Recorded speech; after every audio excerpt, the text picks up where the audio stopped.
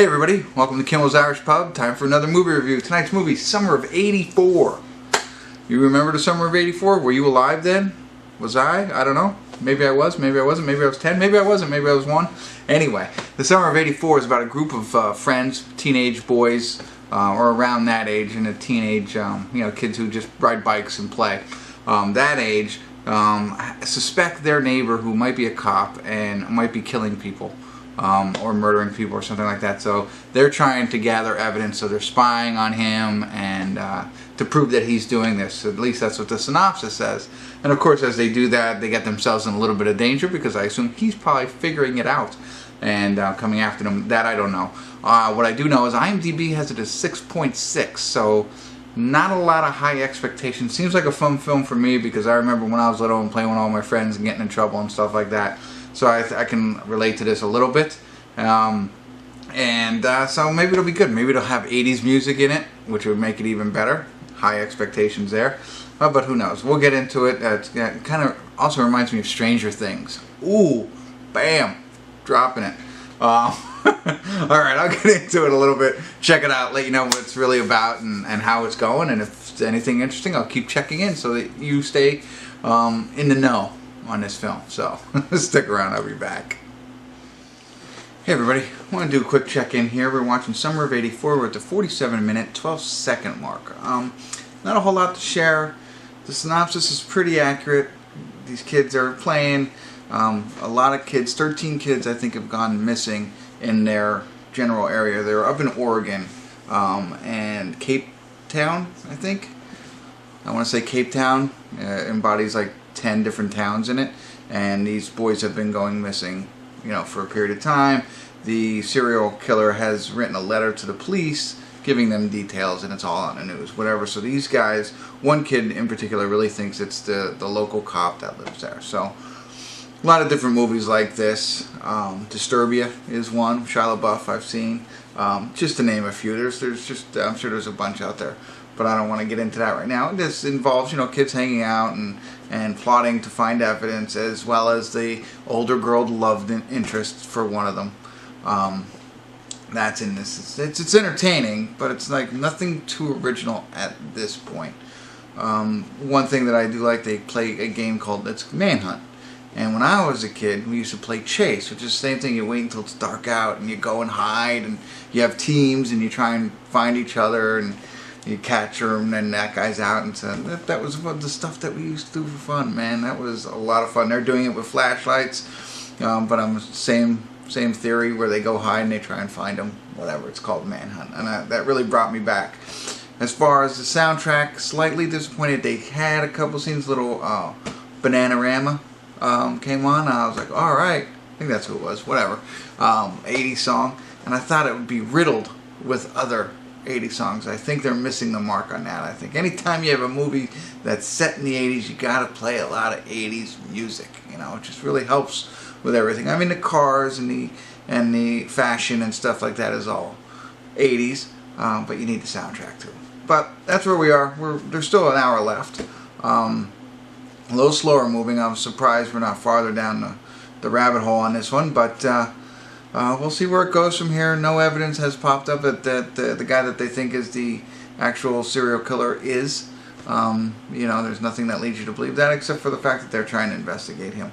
Small little pieces. Anyway, sorry, I'm rambling.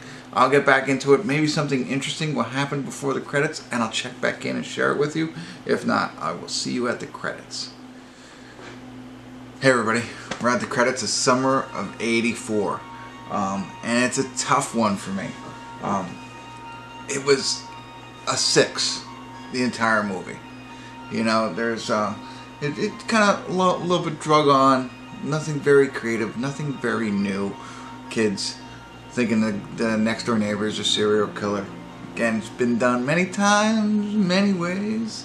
So it wasn't that interesting to me. It was, whatever. There are some suspenseful parts, as you can imagine, as they're snooping around and trying to find evidence. And there was and I mentioned this before, very lack of good soundtrack for this. So this is what I'm thinking the whole way through. There's very little 84 80s references. I think they did have a Reagan Bush sign, 84, okay, and the clothes and the cars. I mean, I didn't spend enough attention to detail to determine if they were really accurate or not. I kind of got lost in the storyline. If I were to watch it again, I would watch for that thing, but nothing stood out. Like they might have been in one arcade, you know, they go to a bowling alley, nothing else. I mean, I think they missed a lot there. They could have done a little bit more. So I'm talking 6 until it comes to the end, and like the final couple of scenes, the dramatic climax, I think they call it. You know, very suspenseful and interesting. And then the end, for me, is probably an 8 or a 9. I mean, that makes the movie for me.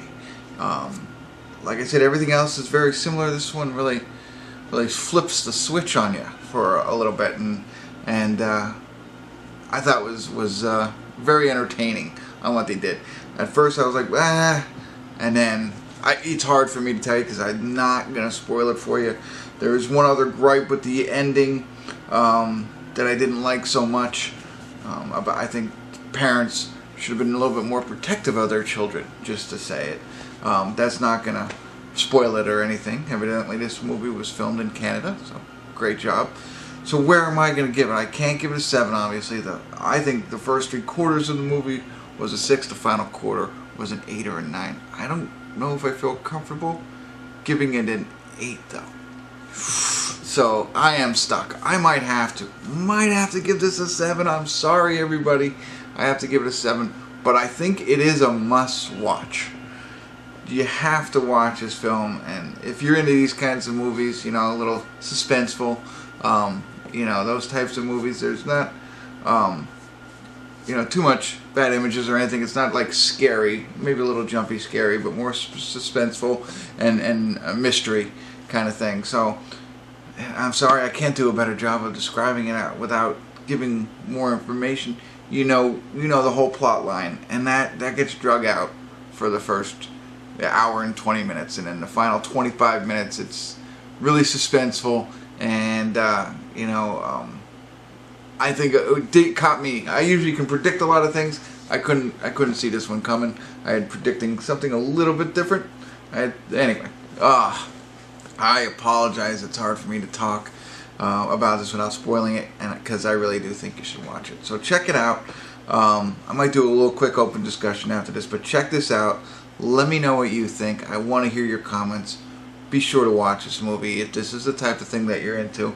If you're into the Stranger Things, I mean, it's not sci-fi. There's no sci-fi in this, but it's still like the same concept minus the sci-fi. So anyway, all right, enough of me. Check it out. Let me know what you think, and stick around if you want to hear a little bit more that I could talk openly about. So I'll be back. Okay, as promised, I'm back here again. I want to do a little quick open discussion for those of you who don't care if I spoil it. Stick around. If you want to watch this first and not be spoiled, do not watch. Here's your warning.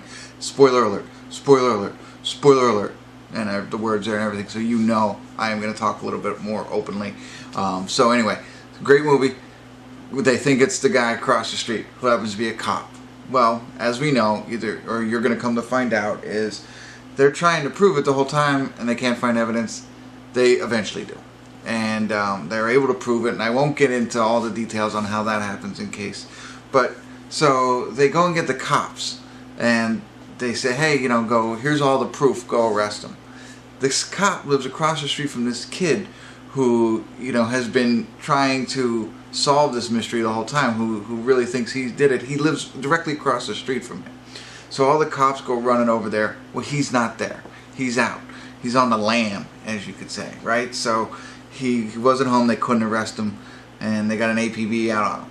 So the kid's looking out the window. He invites his other buddy over, you know, because he's a little scared to sleep alone and everything. And his 2 parents are there, right? And if I was a parent to a kid who went out and solved this mystery, but they couldn't catch the guy, I would not be sleeping in that house. I'd have been like, all right, pack up. We're going somewhere where he will have no idea where we're going, because he knows you live right across the street. And of course, that's what happens. The guy hides in their house and gets the kid, gets to both kids, you know, so he's able to kidnap them. and I won't go on anymore about what happens there. But I'm like, even if you couldn't afford it, couldn't do anything, there's somehow, like, why wouldn't a cop stay at their house? They know this guy's going to come after the kid. Why wouldn't the father of the kid, like, I would be sleeping with my kids. I'd be in the bed with them, you know what I mean? Like, if I had no other choice, for some other reason, I couldn't get a cop there, I couldn't go to a hotel or whatever, couldn't get out of the state, I would be sleeping outside my son's door or in the room with them all. I would have been like, we're all sleeping in one room. And no, they don't do that. And so the bad guy is able to get into that house and kidnap the kids. That blew my mind. I mean, I know it's for a movie and everything like that, so that was the one piece of it that really, you know, irked me a little bit. Still made a fantastic ending and everything like that, but that's what's keeping me from taking it all the way to an 8 and keeping it at a 7. So that's it. I wanted to share that open discussion. I really feel like I needed to get that off my chest. Hopefully you watched it and you checked it out, and now you're able to share that with me.